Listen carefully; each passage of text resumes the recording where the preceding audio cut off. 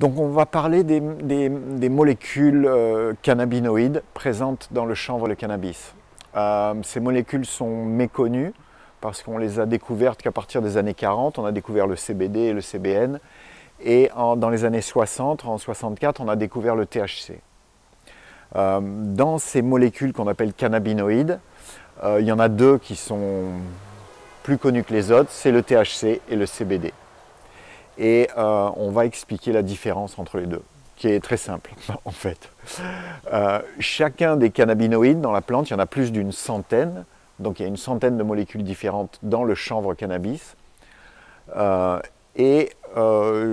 Dans cette majorité de cannabinoïdes, il y en a un seul qui est psychoactif, c'est le THC.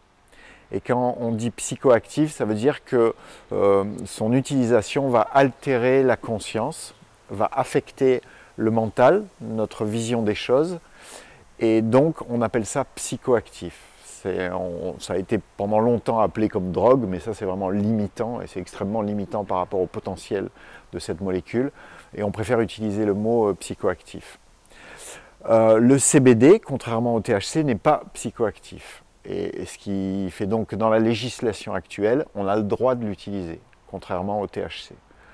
Donc aujourd'hui, dans les matériaux thérapeutiques dont on a le droit à l'utilisation en France, il n'y a que le CBD.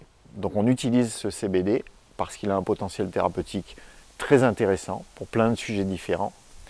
Mais on regrette quand même de ne pas pouvoir l'utiliser en association avec le THC parce que c'est l'association de tous les cannabinoïdes qui auront le spectre thérapeutique le plus large possible.